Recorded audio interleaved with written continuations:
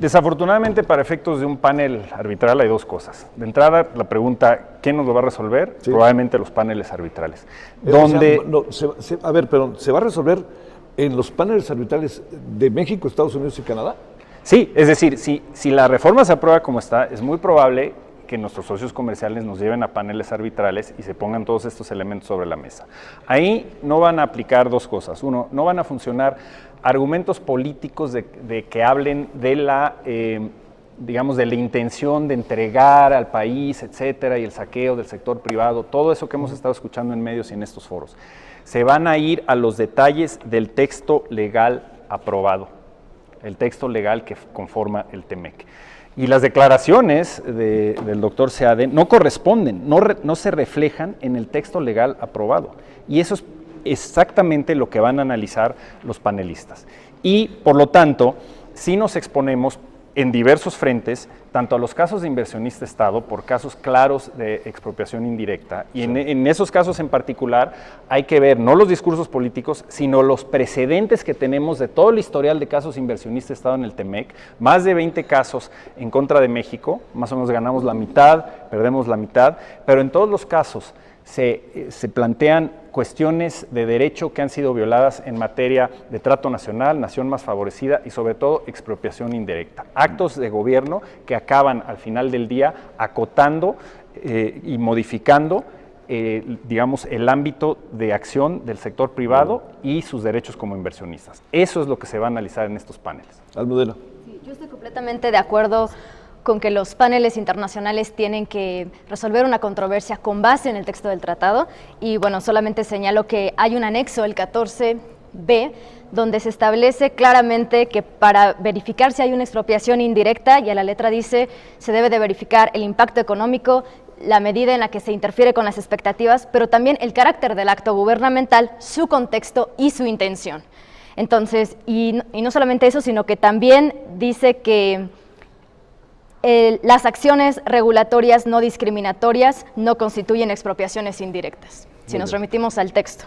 Muy bien. Sí, yo ahí nada más lo que te diría, Javier, es que sin lugar a dudas la intención del acto gubernamental es claro, y lo que hemos venido escuchando desde que se presentó la reforma es que es fundamental para el Estado frenar la participación desbocada del sector privado y que no habrá una sola indemnización para estas empresas. Esas declaraciones por parte de altos funcionarios del director general de Comisión Federal de Electricidad son material que puede ser utilizado ya en casos que presenten en contra de México. Sí. Se está diciendo que no se va a indemnizar cuando al final de todo esto, en los tratados, en el TEMEC, está claramente identificado que ante un daño de esa naturaleza, la afectación a expectativas razonables de los inversionistas y el cambio de condiciones de su inversión tienen que ser indemnizados de una manera que pueda ser transferido directamente de la tesorería de la Federación a estas empresas. Y ese es el gran riesgo que corremos. A ver, Ana, si le entras al tema, había dejado por el papel y el cargo que tú ocupas, en donde ahí viene otra gran cantidad de preguntas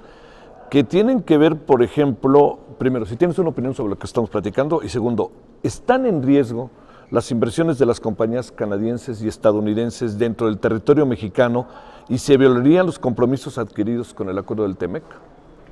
Empiezo por la segunda parte, sí. Por lo que ya hemos mencionado, sí creo que se violarían los compromisos establecidos en el TEMEC y diría que cada empresa americana o canadiense tomará decisiones de negocios con base en condiciones de negocios. Y lo que quiero decir es, creo que como México tenemos que pensar que no es suficiente ser vecinos de Estados Unidos. Tenemos que preocuparnos por generar incentivos y por generar condiciones que nos hagan un socio atractivo y seguro para la inversión y un socio estratégico.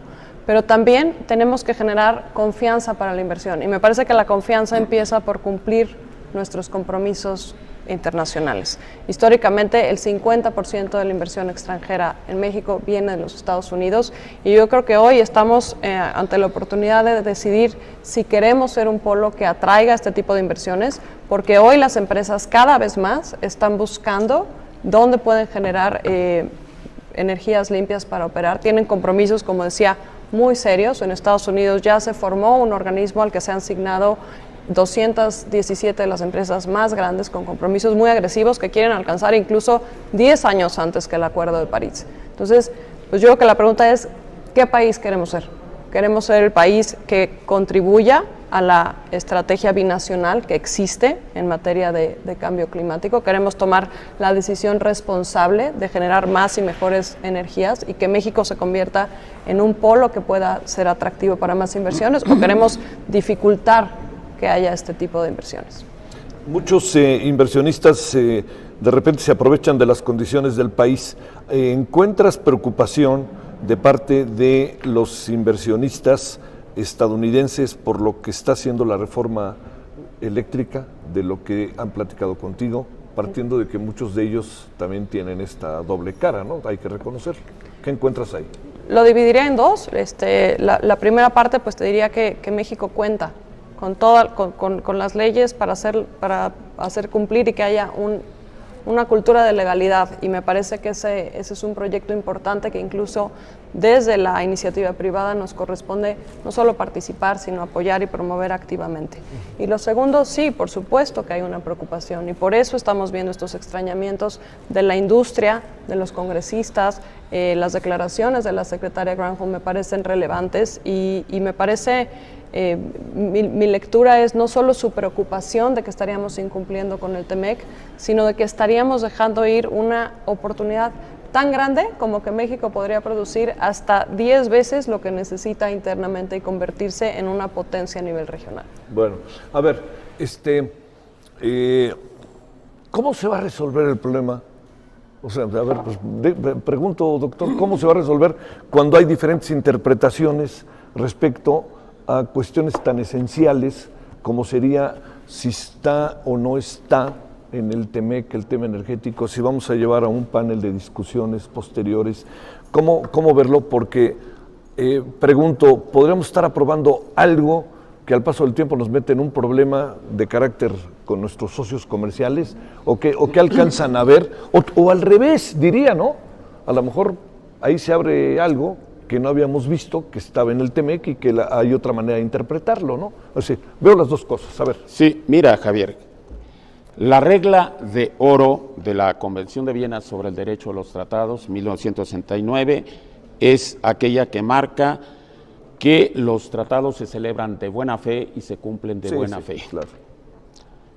La regla se conoce con el nombre, decía antes, de pacta sunt servanda. Los pactos deben ser respetados.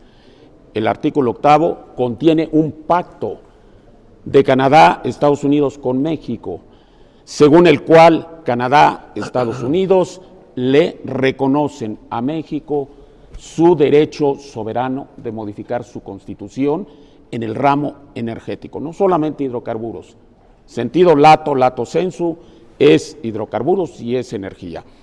Consecuentemente, en el capítulo 8 existe un compromiso de Canadá y Estados Unidos, pacta sunt servanda, que tienen que respetar. El sector energético está excluido del ámbito de aplicación material del TEMEC. Y eso lo tienen que entender en Canadá y Estados Unidos. Ese fue el gran cambio que logra el presidente López Obrador, ya cerrada la negociación, porque no estuvo de acuerdo con ese capítulo energético que él calificó de entreguista, porque correspondía a la visión entreguista de la reforma energética que ahora se trata de cambiar. A ver, muy en breve para que vayamos concluyendo. Sí, mira, a mí me parece que es importante regresar a algo que mencionaba Ana, la importancia de qué país queremos ser en el futuro y qué papel juega la energía. Nosotros debemos buscar hacia el futuro contar con un sistema eléctrico confiable, al mejor precio posible y, por supuesto, en línea con nuestros objetivos de desarrollo sustentable.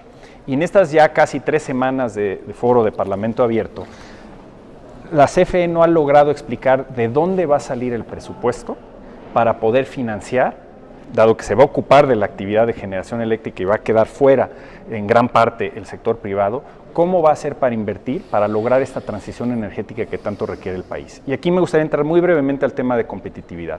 Hay que pensar en la transición energética por el impacto ambiental, obviamente por la cuestión de costos de energía, que las nuevas tecnologías nos permiten bajar los costos e incrementar la competitividad, pero también pensar que las grandes empresas a nivel mundial y los países están cada vez más conscientes de la huella de carbono. Entonces tenemos una serie de tratados de libre comercio que nos dan acceso irrestricto a diversos países por no contar con aranceles, pero lo que nos vamos a enfrentar a la vuelta de la esquina en un par de años es que en muchos países, nuestros principales destinos de exportación, van a empezar a imponer impuestos sobre la huella de carbono en frontera. Eso quiere decir que no afecta nada más al sector energético, los automóviles eléctricos, electrodomésticos, productos de aeroespacial, productos químicos, todos aquellos que se produzcan con energías sucias, que enfaticen el combustóleo y el carbón en la generación eléctrica, que es lo que plantea, ese es el futuro en que vamos con esta reforma, van a estar castigados a nivel internacional. Eso tiene un impacto directo en las empresas, pero sobre todo en los empleos y en los ingresos de la población. Además de que para mantener los subsidios de las tarifas domésticas, el gobierno va a tener que subsidiarlo y eso sale del dinero de contribuyentes. Es dinero de todos los mexicanos que se podría utilizar en otros programas sociales. Yo creo que hay que verlo de manera integral. El TEMEC es una parte fundamental por la competitividad y el impacto que va a tener en nuestra capacidad de seguir siendo un país competitivo y atractivo a la inversión en el futuro. Bueno, a ver, echemos dos preguntas más que llegaron. ¿Qué significa Almudena? Te pregunto, quisiera que abundara más en tratamiento especial. ¿Qué es lo de tratamiento especial? ¿Sí? ¿Será el trato nacional? El trato nacional. Bueno, ¿a quién quiere responder? A quien quiera responder. Bueno, yo te la lancé a ti, perdóname. No vayas a pensar que hay plan con maña. Parece que hay dos visiones. La que de quien piensa que hay tratamiento especial, ahí viene, claro, a inversionistas privados en el marco constitucional vigente, o quien sostiene que el tratamiento especial es hacia el inversionista público, hacia la Comisión Federal de Electricidad. Ese es el asunto. Ahora. Sí. Realmente lo que se establece en esta reforma es emparejar el piso de competencia y dejar claras las reglas del juego al dividir los porcentajes, y no es tanto un privilegio como tal a CFE, más bien casi parece una carga, ¿no? Porque el Estado tiene que garantizar el acceso a todos los habitantes, el Estado tiene que planear el sistema, yo lo vería más bien como una carga que como un privilegio. Bueno, a ver, vamos concluyendo y les planteo lo siguiente. Los legisladores están también los legisladores están en un lío, ¿no? O sea, porque como lo te decía un legislador que me dice, tenemos todo lo que ustedes hablaron, lo tengo que poner en cristiano, decía, ¿no? O sea, porque al final esto va a ser un debate muy importante, y el Parlamento abierto, si algo ha pretendido es eso, ¿no? A ver, discutamos como país y los legisladores y los especialistas, ustedes, qué es lo que podemos hacer. Pregunto para cerrar. Lo más importante es el ciudadano. ¿En qué se beneficia el ciudadano? Segundo, lo más importante es que el país crezca. Lo más importante es que el TEMEC no sea violado y que haya un principio y un espíritu que se ha venido manteniendo. Y lo más importante es que los inversionistas no digan, pues ya me voy porque aquí no cumple nada. A ver, hagamos una reflexión final cada uno en función de estas áreas que cada uno de ustedes trabaja y con eso cerremos, si les parece. ¿Te parece que empecemos, Raúl? Correcto, con mucho gusto, Javier. Yo concluiría, para dar pie de entrada a respuestas puntuales a esta última pregunta, diciendo que con el señalamiento en el párrafo correspondiente del capítulo 8 del TEMEC, México se reservó la libertad soberana, el derecho, la prerrogativa soberana de introducir cambios a su Constitución, dar marcha atrás a un modelo que es definitivamente inconveniente, pernicioso para el país, derivado de la reforma energética del 2013, para dar pie, para dar cauce a un modelo sustentado en, uno, la necesidad de recuperar el principio básico de la seguridad energética del país. Necesitamos dar garantía de abastecimiento a toda la población en condiciones confiables, seguras, de calidad y a los precios más bajos posibles. Y por otro lado, se beneficia de modo directo la población, además con esta garantía de abasto para que se ejerza el derecho humano fundamental a la vida digna, porque entre otros propósitos perfectamente proyectados en la iniciativa del presidente de la República está el combate a las prácticas irregulares que se han dado en esto que se califica como mercado eléctrico mayorista, que en el fondo no lo es. No hay libre concurrencia, no hay libre competencia, hay concentraciones económicas, hay prácticas monopólicas y todo esto derivado de un sistema construido a partir de la reforma de Peña Nieto sobre la base de privilegiar los intereses privados con subsidios crecientes, con tarifas y con transferencias crecientes con cargo al presupuesto de la nación. Esto justifica sin lugar a dudas, en términos de legitimidad constitucional y política, el por qué México hace uso de esa reserva estratégica reconocida por Canadá y Estados Unidos en el capítulo 8. Muy bien. Cerramos, Ana. Gracias, Javier. Pues yo reiteraría que me parece que lo más importante es que esta y otras conversaciones primero se basen en los documentos que existen, que están firmados y que son públicos para consulta de los legisladores y otros actores. Me parecería interesante escuchar también la opinión, como decía, de autoridades de Estados Unidos y de Canadá. Y sobre todo asegurarnos que estas conversaciones nos ayuden a avanzar en la dirección correcta, que pensamos que es energías limpias, competencia y reglas claras. Energías limpias porque es la única decisión responsable, ¿no? Y creemos que es la única forma en la que vamos a poder responder a la demanda actual y a futuro.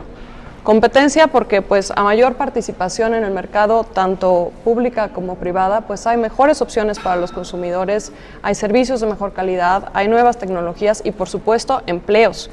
Y yo retomaría el comentario de Almudena, sería una carga adicional para CFE. ¿Por qué darle a CFE una carga adicional cuando ya tiene compromisos importantísimos y tiene la oportunidad de mejorar la transmisión incluso? ¿Por qué dejarles a ellos toda esa carga cuando la inversión privada, como decía Ken, puede contribuir y los recursos públicos se pueden destinar a temas tan importantes que tenemos en México como salud, educación, infraestructura, seguridad, ¿no? Y finalmente el tema de certeza jurídica y de reglas claras, que es tan importante para las empresas. Me parece que la iniciativa no es clara y no da confianza. Y para la inversión un elemento fundamental es la confianza y empieza por cumplir nuestros compromisos y tomar en cuenta a nuestros socios. Entonces creo que eso no lo podemos dejar fuera de la discusión. Gracias, Ana. Adelante, el modelo. Gracias, Javier. Solo para finalizar, yo diría que el gran cambio que se está proponiendo ahora es volver a la electricidad un área estratégica. Un área estratégica con todo lo que ello implica en el sentido del artículo 27 constitucional. ¿Para qué? Para la autosuficiencia energética. Y ese es el parámetro que se seguiría y que está completamente amparado en el TEMEC, porque el tratado internacional, a pesar de llamarse tratado comercial, no solo protege intereses comerciales, sino que también protege los objetivos legítimos para el bienestar público. Muy bien, cerramos, Kenneth. Muchas gracias, Javier. Mira, yo te diría que a través de la red de tratados que hemos construido con el TEMEC, nos hemos convertido en uno de los países más atractivos en materia de producción industrial, agrícola, de agronegocios para exportación al resto del mundo. Atraemos inversión, generamos oportunidades para nuestra población en el sector exportador, generamos bienestar para el país. No podemos ponerlo en riesgo a través de una iniciativa que viola no uno ni dos, sino diversos capítulos del tratado, como lo hemos explicado, y que puede redundar en una serie de represalias comerciales y afectación directa a los ciudadanos de nuestro país. Reduce la competencia, genera sobre todo enormes desincentivos para invertir en las energías limpias que necesitamos para los próximos 10, 20 o 30 años. Sí es válido, por supuesto, y lo está haciendo esta soberanía, tener una discusión sobre cómo fortalecer el sistema eléctrico. Hay mucho que se puede hacer, pero no es necesario hacerlo a través de una reforma constitucional que lo único que busca es, por razones políticas, darle el control total a un monopolio del Estado sobre el sistema eléctrico nacional. Debemos estar hablando sobre la estructura de las tarifas, si los subsidios como están establecidos hoy en día funcionan, cómo facilitar para que haya mayor presupuesto federal que se pueda dedicar al desarrollo de estas nuevas tecnologías. Repito, no es necesario hacerlo a través de una reforma constitucional que traería unos efectos muy negativos desde el punto de vista económico para nuestro país y además violaría estos compromisos internacionales cuyos tratados nos han traído enormes beneficios para México. Muchas gracias, Kenneth. Bueno, mire, al final, no sé, yo creo que todos estaríamos de acuerdo que al final lo que importa es el ciudadano, ¿no? O sea, a ver, a mí me van a mandar la luz, a mí no me importa quién me la manda, pónganme la luz en mi casa, ¿no? Pero aquí la clave del asunto es que hay todo un proceso previo, que ese es algo que el ciudadano también debe de estar enterado y debe de estar al tanto. Bueno, seguirá el Parlamento abierto. Por lo pronto yo le diría que este sí es uno de los temas que desde principio sabíamos que sería de los más rudos, ¿no? De los más álgidos en función de lo que está sucediendo respecto a lo que México particularmente tendrá que ver con Estados Unidos y Canadá en el marco del TEMEC y sobre todo a partir de esta nueva firma. Bueno, yo les agradezco mucho, doctor. Gracias. Ha sido un gusto. Gracias. Muchas gracias, Ana. Muchas gracias, Almudena. Gracias. Muchísimas gracias. Kenneth, muchas gracias. Y muchas gracias a usted en nombre de todas y todos quienes hacen posible la emisión aquí a través del canal del Congreso, el Parlamento Abierto. Le esperamos en la siguiente. Pásela bien por lo pronto. Siga con nosotros. Adiós.